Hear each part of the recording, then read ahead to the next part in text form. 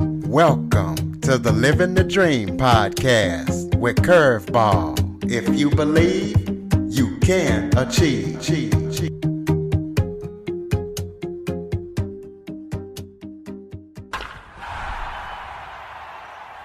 Hello and welcome to another episode of Living the Dream with Curveball. I'm your host, Curveball, and today we are joined by Mike Cameron. He is an author, a speaker, an athlete, and a businessman.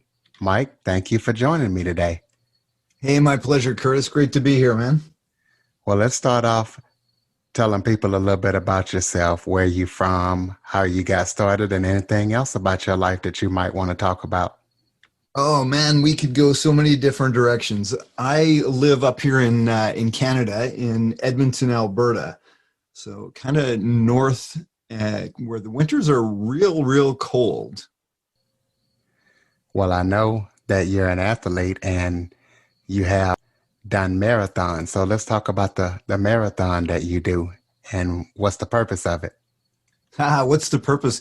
It's funny because a lot of people, have this thing that, you're crazy, man. I'm not running unless I'm being chased. For me, the purpose. So I run ultra marathons. So I did my first marathon back in 2003, and then ultimately, when I split with my wife in 2012, I was looking for a bit of an outlet. So I ended up diving into triathlon and did my first Ironman in 2013, and kind of evolved from there and moved into the long distance running. So now when I'm at my best, I'm running 100-mile ultra marathons.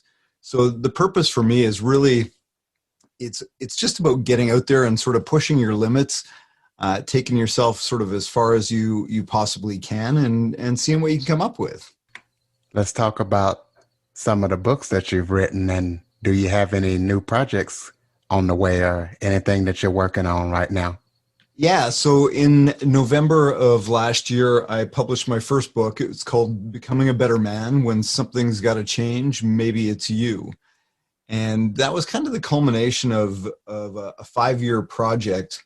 Actually, it was probably a little more than that. What originally started as a business book, Actionable Insights, 30 Days to a Better You, became this Becoming a Better Man, when I really reflected on my own life and what it meant to me to be sort of that best version of myself. So really, the book is my story. It's my journey of trying to become the best version of me. It's not sort of a prescriptive, preachy book dictating how you can become a better man. It's more about some of the trials and tribulations that I had along the way. I've had sort of 3 fairly significant life events, sort of dating back to when I was 16 years old and all the way through into my 40s, and sort of documented each of those and some of the lessons that I've learned along the way. How do you feel that emotions impact the way that we show up in the world? Yeah. So when I first started my business career, I literally started bagging manure. I worked for a garden supply wholesale company when I was 18 years old. And as a high school dropout, I was a bit of a shit disturber when I was a teenager, and didn't continue with my studies, and dropped out of high school. So my prospects for jobs were not awesome. And I ended up working in what was called the soil plant at a garden supply company. And I literally started bagging manure. And eventually I worked my way up into the warehouse. I started driving a truck. Ultimately, I got into the sales game. And what I learned there was kind of my first foray into the fact that we make decisions based on emotion. And what I realized is that people that buy steer manure, they don't buy steer manure because they want to own a bag of crap. They buy steer manure because they ultimately want that feeling they're going to get when they plant that beautiful garden, when they grow that beautiful rose bush. And I started to realize that it's not the thing that we buy so much as it is the feeling that thing gives us. And eventually, I kind of moved through the ranks and I got about as high as I was going to get in that organization. And I ended up playing hockey with a guy that was having lots of fun, making lots of money, and he was selling financial instruments. And so I asked him, how do I go about doing that? So he gave me some tips, and long story short, I ended up moving into the finance world. And again, the same thing. What I started to recognize is that the more of an emotional connection I could make with my customers, the greater likelihood I had of selling them on my services, selling them different financial instruments. So I really kind of dove into, the impact that emotion has on human behavior. And as a salesman, how do I work that? How do I don't want to use the word manipulate because that's not really the right word, but it's really about how do I make that emotional connection with my customer in order to serve them better. And I really worked hard at that, and I excelled in business. Ultimately, I went on to start my own firm. And as a business leader, I, again, very quickly recognized that my staff, my team, my employees, they responded better. They showed up better when they felt invested in the organization. So again, the more depth of feeling I could give them into belonging to the organization, the better they performed. And therefore, as a result, the better we all performed as an organization. And what I came to realize again is, this started as we buy on emotion and we justify it with logic. And ultimately, as I sort of studied the science and I observed human behavior, I realized that as human beings, we in fact make decisions based on emotion. And the more I dove into that, the more I realized, if we don't understand the underlying emotions that drive the decisions that we make, we have zero chance of living a fully awakened, a fully purposeful existence.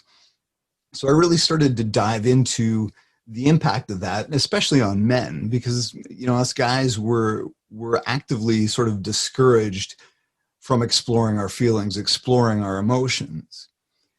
And this concept really came to a head for me in October of 2015. In fact, it was October 2nd of 2015.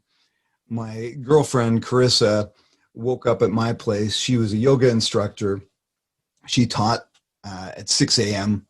Every Friday morning. And so this particular Friday morning, she woke up at 5, got up, got dressed, came around to my side of the bed, and gave me a kiss. And I said, have fun at yoga, and rolled over and went back to sleep.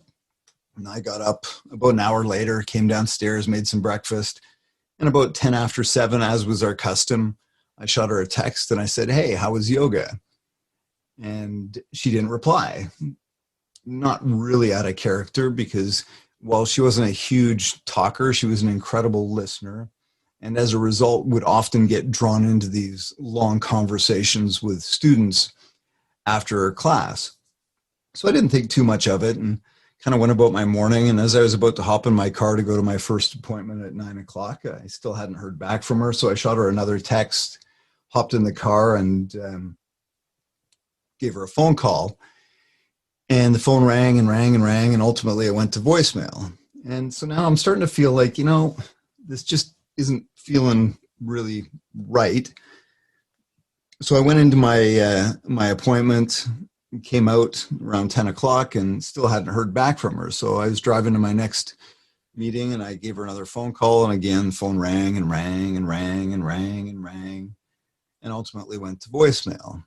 And, now I'm getting that sort of, that feeling, that pit in your stomach when, something's just not right. And, I'm trying to sort of ignore it and trying to justify it and trying to explain that, it's obviously there's a rational, logical explanation for the lack of response. And went into my 11 o'clock meeting, shot her another quick text. I said, hey, let me know you're doing all right. I'm starting to get a little bit worried about you. And nothing back. Went in, finished my meeting, and the guys I was meeting with, we ultimately agreed to go across the street for lunch. And as we were walking into the restaurant, as I was walking into the restaurant, and the hostess was about to seat us, my phone rang, and I looked at it, and it was a blocked number, so I answered it. And the voice on the other end of the phone said, "Is this Mike Cameron?" And I said, "Yes." And he said, "This is Constable so-and-so." I don't remember his name, but my heart just sank. And I practically screamed into the phone. I said, "Is she okay?" And he says, "Where are you?" And I yelled it again. I said, "Is she okay?" And he says, "Where are you? We're at your house. We're coming to you." So I told him where I was.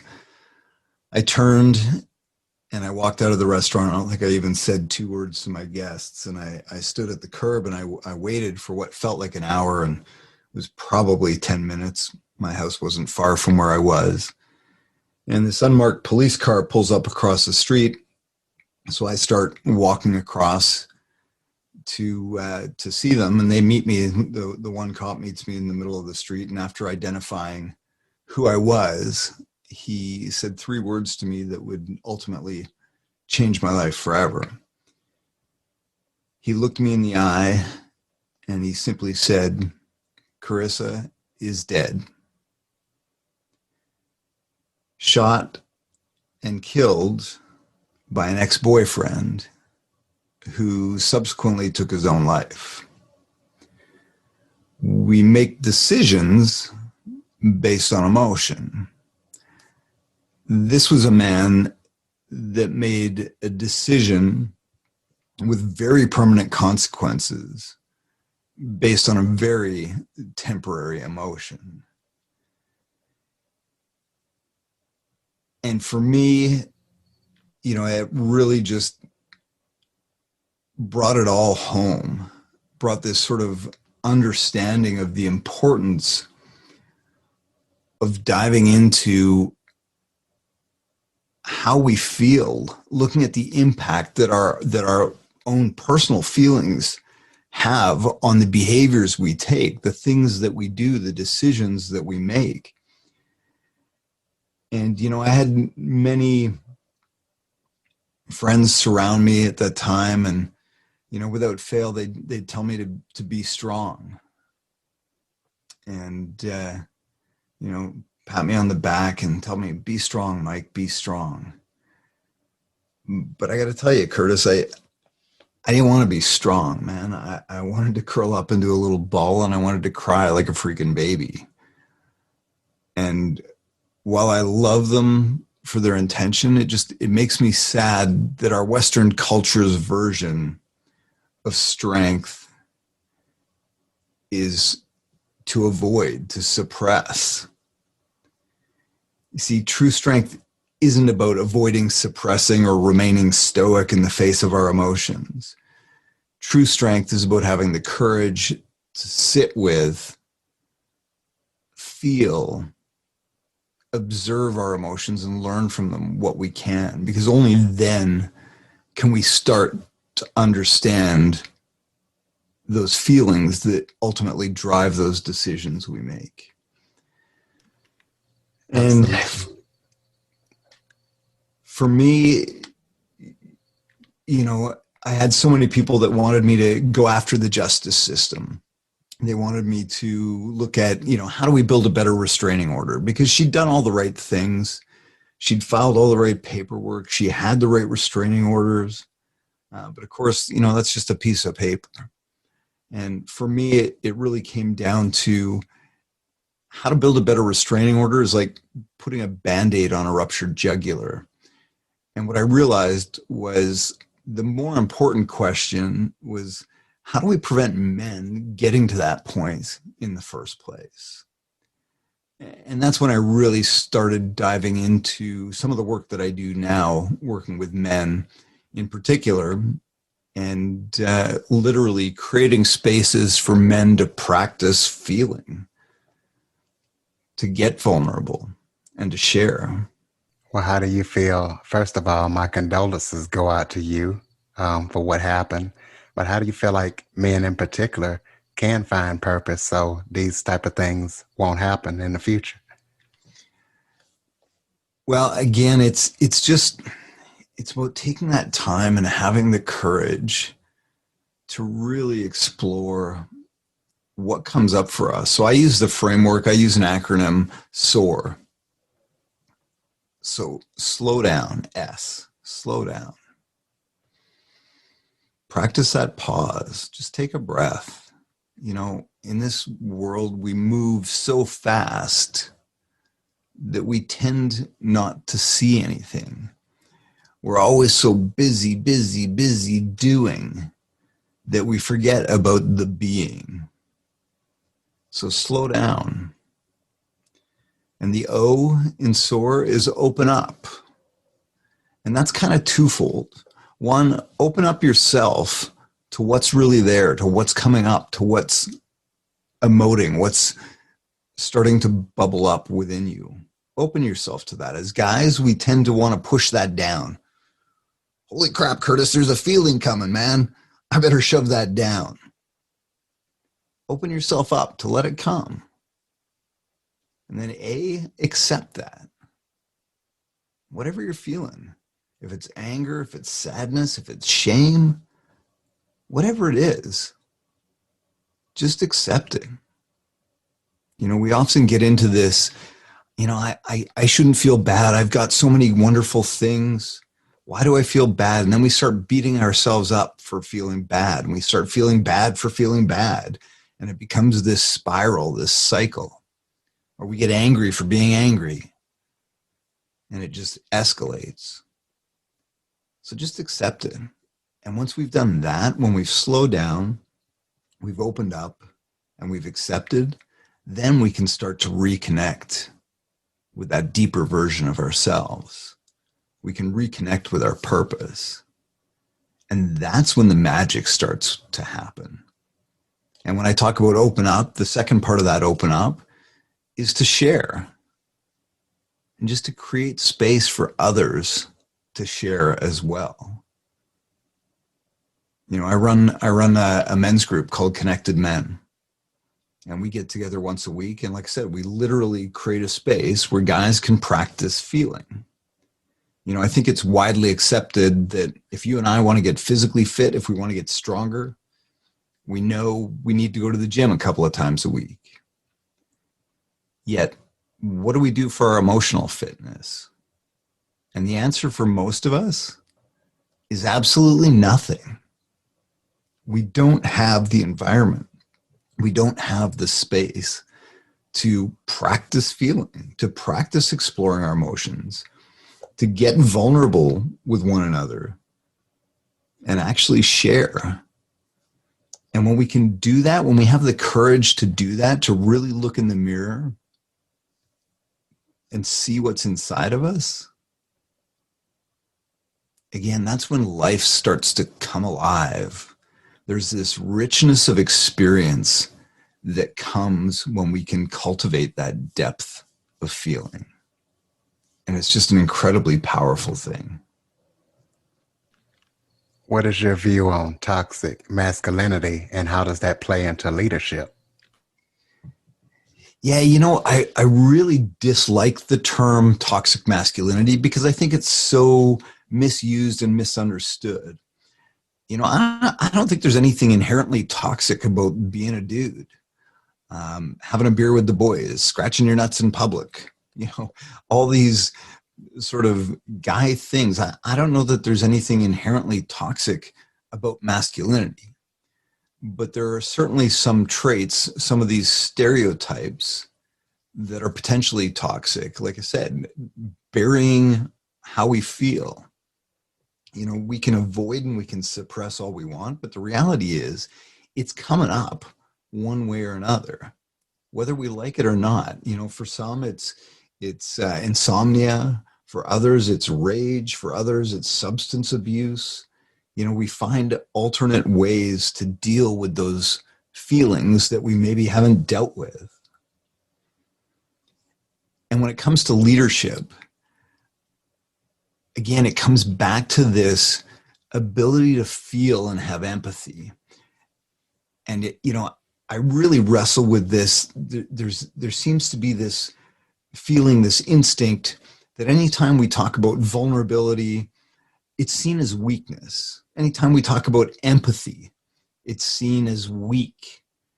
But the reality is, from a leadership standpoint, and as a guy that's run we were $10 million at our peak. So from a guy that's run a large organization, I can tell you, I get more productivity out of my team when I'm empathetic than when I am dictatorial. So imagine the case. You've got a team member who's maybe underproducing at the moment. There's a couple of different ways you can come at this. I can come at you, Curtis, dude, what's going on, man? Like, you're better than this. Pick up your socks. We need more out of you. We expect more out of you. And I can come down hard on you. And how are you going to feel coming in the next day? It's like, oh man, here we go again. I'm going to get beat up. Whereas if I come at you with empathy and I say, hey, Curtis, dude, what's going on, man? Like, you're better than this. What's going on in your life? What's happening? Clearly something's going on. Is there something I can support you with that's going to get you back to the levels that we know you can do? Now how do you feel about showing up for work the next day? Absolutely a whole lot better than when I come at it from this sort of, traditional style of leadership or quote unquote motivation, where I'm going to yell at you to pick up your socks. I just think so much of the model of leadership that we've always adhered to is broken. And there's a better way. And we really need to start embracing that. How does reconnecting with your own emotions play a huge role in enhancing your external relationships? Oh, yeah. So for me, I truly believe that the quality of your relationships is the quality of your life. And when we can have a deeper connection with self, that allows us to have a strong connection with others. Like, think about it from a relationship standpoint. If you can be open and vulnerable with your partner and be real with them, the depth of connection that happens is unbelievable. Rather than you putting up this mask, this facade of who you think they want you to be, like, that's just not sustainable. And if you're with somebody that wants you to be something else, somebody else, that's not a good formula for success. But when you can truly become comfortable with who you are, the good, the bad, the ugly, the hard, the soft, all of it, and then you can really show up in those relationships. My partner now, Michelle, and I, we have this thing we call forehead time. And it just kind of evolved. And it was, I think one of us was having a bad day and the other just went, we went forehead to forehead. And we just kind of stood there for a minute, connected. And we didn't say anything. And we just connected, touching foreheads. And it became this thing that we did. Anytime we needed a little bit more depth of connection, anytime we wanted to feel a little more connected with one another, we could just say, you know what, babe, I need a little forehead time. And the other would know exactly what we're talking about. And then we could just sit together and go forehead to forehead. We didn't have to explain anything. We didn't have to explain we were frustrated with our day. We didn't have to explain something pissed us off. We just got to be connected. Do you have anything else that we haven't covered that you would like to talk about?